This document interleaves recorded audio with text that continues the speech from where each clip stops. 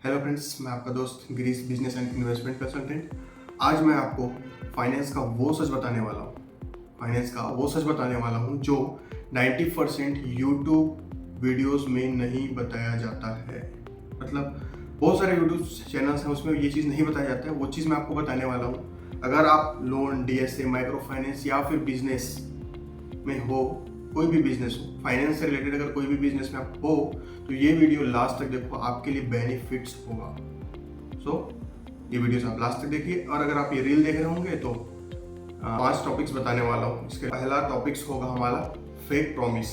जो पहला टॉपिक्स जाएंगे जिसमें हम फेक प्रॉमिस हो गया। सेकंड टॉपिक जाएंगे लोन रियलिटी पे बात करेंगे। तीसरा टॉपिक होगा बिजनेस ट्रूथ पे वर्किंग करेंगे। देन फोर्थ रहेगा हमारा इन्वेस्टर वार्निंग।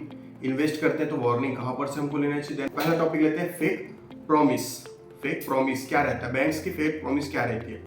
एक प्रॉमिस ऐसी आती है कि गारंटी रिटर्न जो बोलते हैं हम लोग, गारंटी रिटर्न में आती है, जिसपे एकदम हाई लेवल्स पे रिटर्न देती है, जो कि अनएक्सपेक्टेड है। अनएक्सपेक्टेड रिटर्न्स आपको प्रोवाइड करते हैं, वो एक फेक प्रॉमिस है। थोड़ा सा उसमें बच करके रहिए।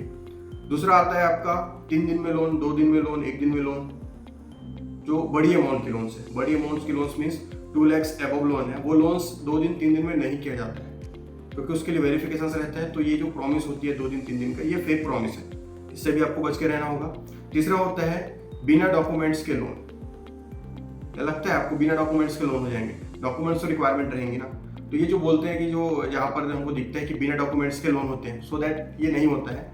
आपको इससे बच करके रहना। पहला टॉपिक हमारा क्लियर है, फेक प्रॉमिस मीन्स इस पे 3 चीज रहते हैं। फेक प्रॉमिस पे गारंटी रिटर्न हो गया, 3 दिन में लोन हो गया, और बिना डॉक्यूमेंट के लोन हो गया। ये तीनों वर्ड्स जहाँ पे आए वहां पे उस कंपनी को चेक करने का जरूरत है। मतलब हमें उस कंपनी के डीप जाना होगा कि ये चीज जो बोल रहा है वो कैसे हो रहा है, सो दैट उसके बाद ही हम उसमें वर्किंग करेंगे या फिर अपना फाइल वहां पे देंगे। दूसरा टॉपिक आता है हमारा loan reality, bank versus micro finance versus NBFC. ये 3 चीज होती है हमारे पास। फाइनेंस प्रोवाइड जो करती है हमारी कंपनी, वो 3 टाइप से रजिस्ट्रेशन होते हैं। पहला होता है बैंक, दूसरा होता है एनबीएफसी, तीसरा होता है माइक्रो फाइनेंस।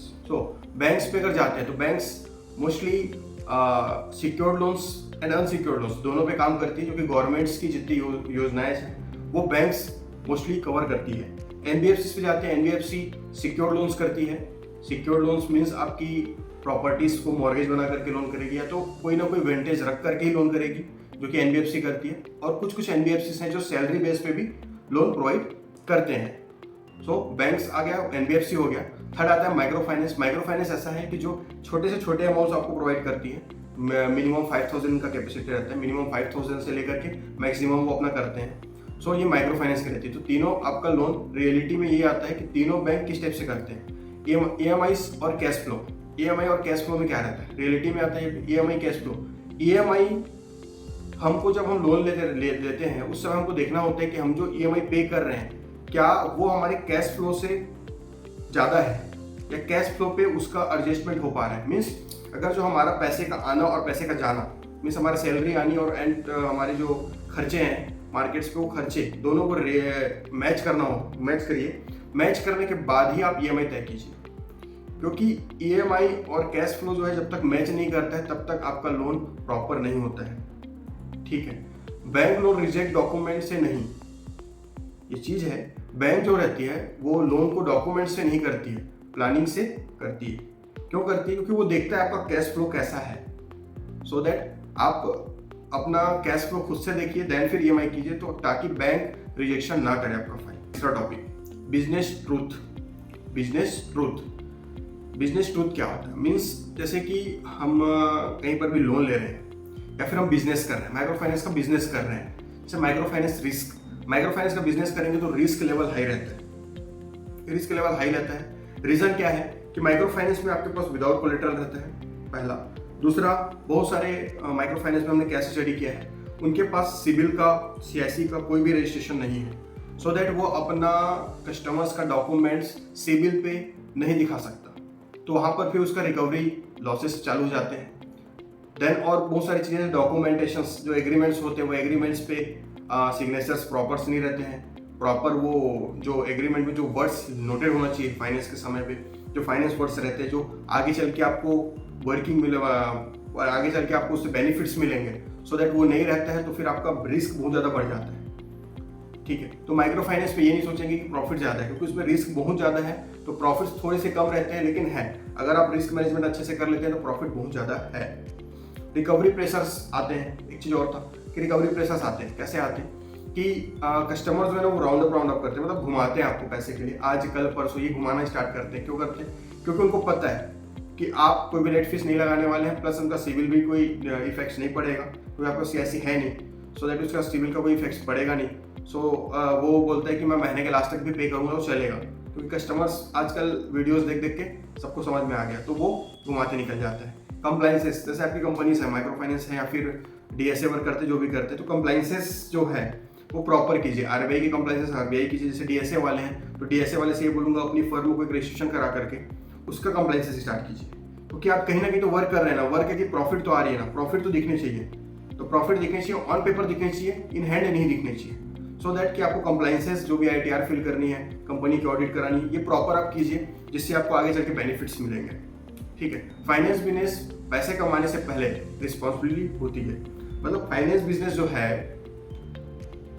फाइनेंस बिजनेस में पैसा हम कमाते हैं, पैसा हमारा कमाना होता है। मतलब पैसे कमाने से पहले रिस्पॉन्सिबिलिटी होनी चाहिए आपकी। अगर आपकी रिस्पॉन्सिबिलिटी नहीं है और आप पैसे इनकम लेना चाह रहे हैं तो ये पॉसिबल नहीं है, कोई भी एंगल से पॉसिबल नहीं है। सो दैट ये चीज़ आप भूल जाओ कि फाइनेंस बिजनेस ओपन कर लिए तो पैसा कमा ही लेंगे। बहुत सारे रिस्पॉन्सिबिलिटी रहते हैं, रिस्पॉन्सिबिलिटी से काम करना होता है, और उस रिस्पॉन्सिबिलिटी से काम करेंगे तो आपको जीतने से कोई नहीं बचा सकता। फाइनेंस बिजनेस बहुत बड़ा बिजनेस है, उसमें आप आगे पक्का जाएंगे। आते हैं हम चौथे टॉपिक्स पे, जो कि है हमारा बिजनेस ट्रूथ। बिजनेस ट्रूथ क्या चीज़ है? बिजनेस ट्रूथ, बिजनेस ट्रूथ मतलब किसी के साथ हम जुड़ रहे हैं, किसी के बिजनेस में हम जाकर के इन्वॉल्व हो रहे हैं या एक साथ काम करने का सोच रहे हैं, तो उनका और हमारा जो डॉक्यूमेंटेशंस का प्रोसेस है वो एक प्रॉपर होना चाहिए। जैसे कि मेरा मानना है, फर्स्ट चीज जो आता है एक साथ वर्किंग के लिए, जो कि आता है एग्रीमेंट। एग्रीमेंट एक ऐसा चीज है जिसपे A to Z जो चीज हमारा टर्म एंड कंडीशन है बोथ पार्टीज का, जो कि एकदम टर्म एंड कंडीशन डिटेल्स पे उसमें रिटर्न रहती है, वो एग्रीमेंट्स आप कराइए। विदाउट एग्रीमेंट किसी भी बिजनेस पे इन्वेस्ट या फिर ज्वाइन मत होइए। सो वो एग्रीमेंट्स एक प्रॉपर होना चाहिए और प्रॉपर रजिस्टर्ड एग्रीमेंट कराइए। सबसे बेस्ट रहता है रजिस्टर्ड एग्रीमेंट, मतलब नोटराइज करा लीजिए आप, सबसे बेस्ट है अभी के। तो एग्रीमेंट करा करके उसको नोटराइज कीजिए, और इस एग्रीमेंट में A to Z जब तक आप सेटिस्फेक्शन नहीं है, जितनी चीज आपको लगती है कि सेटिस्फाई होने के लिए मेरे को चाहिए उसमें टॉपिक्स, वो सारी टॉपिक्स आप 1 by 1 उसमें क्लिक ऑन कीजिए। दूसरा चीज, उस कंपनी का, जिस कंपनी में आप ज्वाइन हो रहे हैं, जिस पार्टनर के साथ ज्वाइन हो रहे हैं, वहाँ का एक ऑडिट रिपोर्ट देखिए आप, चाहे छोटा फॉर्म हो चाहे बड़ा फॉर्म हो, ऑडिट रिपोर्ट देखिए। सीए से बात कीजिए, सीए उनको देगा ऑडिट रिपोर्ट या बैलेंस शीट्स, उसको आप चेक कीजिए कि वो प्रॉपर है कि नहीं, कंपनी प्रॉफिट्स में है कि नहीं। ये पता चल रहा है कि आपको बता रहे हैं प्रॉफिट्स, बैकएंड्स पे वो लॉसेस पे, सो दैट इस ऐसे कंपनीज पे इन्वेस्ट करना या फिर ज्वाइन होना सही नहीं है। तो फिर आप चेक कीजिए, सीए से जाइए या फिर कनेक्टेड अपने सीए से बात कीजिए कि ये कंपनी है, ये एमसीए का उसका कोड है, वहाँ पे वो जा करके सर्च करेगा, सर्च करके आपको बताएगा। थोड़े से पैसे खर्च होंगे लेकिन कर लीजिए, क्योंकि बड़ा इन्वेस्ट करने जा रहे हैं, बड़ा इन्वेस्टमेंट के छोटा पैसा चलता है। तीसरा चीज आता है कंट्रोल।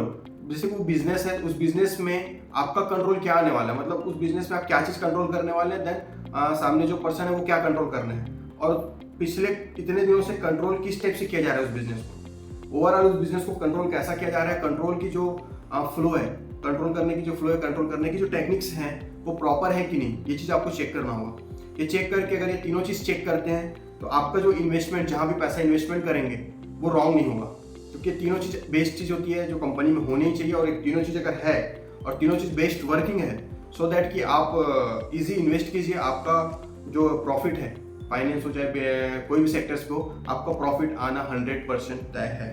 तो वर्ड्स बोलते हैं रिटर्न पे, सिस्टम पे इन्वेस्ट करो, मतलब रिटर्न पे इन्वेस्ट मत करो, रिटर्न्स आएगा, मतलब कोई बोल दिया ना कि 1 लाख दूंगा, 1 लाख दीजिए मेरे को, 6 महीने में 2 लाख लीजिए, इस पे इन्वेस्ट मत कीजिए। इन्वेस्टमेंट इस पे ना करके आप सिस्टम पे इन्वेस्टमेंट, मतलब उसका बिजनेस का सिस्टम कैसा है, सिस्टम प्रॉफिटेबल है कि नहीं है, सिस्टम आगे जाके ग्रो कैसे कर रहा है, उस पर आप इन्वेस्ट कीजिए। पक्का बता रहा हूँ कि अगर वो 15% बोलते हैं तो आपको 20% रिटर्न ला के देगा। सो दैट उसमें अगर सिस्टम प्रॉपर है और प्रॉपर वर्किंग सिस्टम है तो आपको प्रॉफिट 101% आएगा ही आएगा।